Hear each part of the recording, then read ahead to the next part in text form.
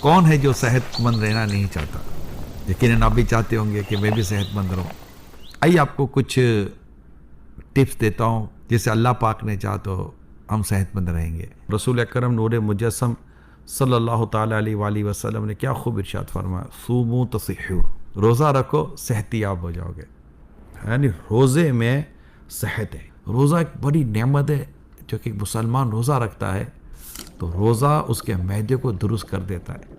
جدید medical science کا یہ ماننا ہے کہ روزہ طبی اعتبار سے بہت بڑا کرشمہ ہے۔ روزے کی برکت سے معدہ اور نظام ڈائجسٹو سسٹم تو ٹھیک ہوتا ہی ہے، اس کے ساتھ ساتھ روزے کی برکت سے اور بھی بہت ساری بیماریوں سے اللہ پاک نجات عطا فرما دیتا ہے۔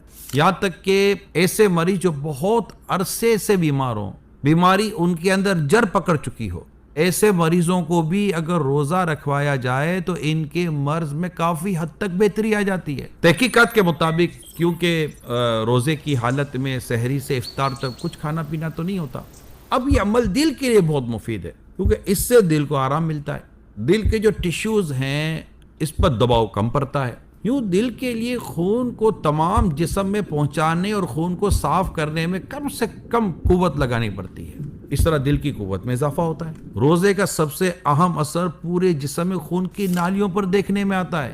جی ہاں، بعض مرتبہ خون کی نالیاں سکڑ جاتی ہیں یا کمزور پڑ جاتی ہیں، جس کی وجہ سے خون نالیوں میں آسانی سے گردش نہیں کر پاتا۔ جب ہم روزہ رکھتے ہیں نا تو سحری سے لے کر افطار تک کچھ کھاتے پیتے نہیں ہیں، تو خون میں موجود غذائی اجزاء پوری طرح حل ہو جاتے ہیں۔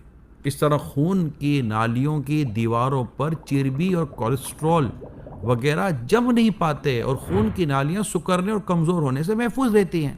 اب روزے کی حالت میں ہمارے گردوں کو بھی آرام کافی مل جاتا ہے، یوں گردوں کی قوت باہر رہتی ہے۔ روزے کی حالت میں آنتوں کو بھی آرام و توانائی ملتی ہے۔ ہماری آنتوں کے نیچے مدافعتی جو نظام کہتے ہیں امیون سسٹم، یہ امیون سسٹم آپ نے کورونا اور کووڈ کے دنوں میں کافی سنا ہوگا، تو یہ جو امیون سسٹم کا جو بنیادی عنصر ہوتا ہے جسے انتریوں کا جال کہا جاتا ہے، روزے کے دوران معدے اور آنتوں میں صحت مند رطوبت بنتی ہے، جس سے آنتوں کو نئی تازگی اور توانائی حاصل ہوتی ہے۔ اس طرح روزہ دار خوراک کو ہضم کرنے والی نالیوں کے امراض سے محفوظ ہو جاتا ہے۔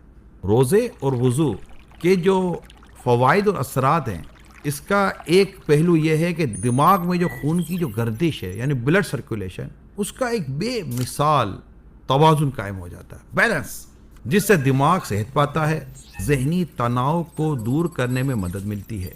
اب چلتے ہیں لیور کی طرف۔ ہمارا جگر 15 قسم کے کام انجام دیتا ہے۔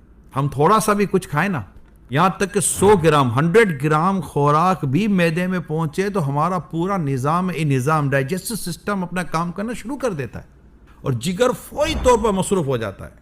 یہ مسلسل مصروف رہنے کی وجہ سے جگر تھکاوٹ کا شکار ہو جاتا ہے اور اپنا کام پوری طرح انجام نہیں دے پاتا۔ جب ہم روزہ رکھتے ہیں تو اس کی برکت سے جگر کو بھی آرام کا موقع مل جاتا ہے۔ روزے کی حالت میں جگر توانائی پہنچانے والی غذا کو جمع کرنے سے بڑی حد تک آزاد ہو جاتا ہے اور اپنی توانائی قوت مدافعت یعنی امیون سسٹم کو مضبوط کرنے لگتا ہے، جس سے ہماری قوت مدافعت بڑھتی چلی جاتی ہے۔ اسی طرح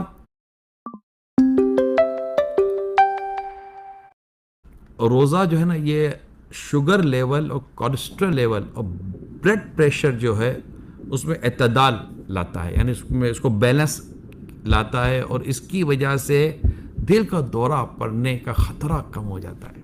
روزے کی برکت سے موٹاپے میں کمی آتی ہے۔ روزے کی برکت سے بے اولاد خواتین کے ہاں اولاد ہونے کے امکانات کئی گنا بڑھ جاتے ہیں۔ روزے کی برکت سے آدمی برے خیالات سے بچتا ہے، یوں ذہن صاف رہتا ہے، پاکیزگی نصیب ہوتی ہے۔ روزے کی برکت سے انسولین استعمال کرنے میں کمی آتی ہے۔ روزے کی برکت سے جلد اور چھاتی کے کینسر کا خطرہ کم ہو جاتا ہے، اور روزے کی برکت سے اعصابی امراض میں بہتری آ جاتی ہے۔ اے عاشقان رسول، یہ دیکھیں روزے کے فائدے، ہمیں روزہ رکھنا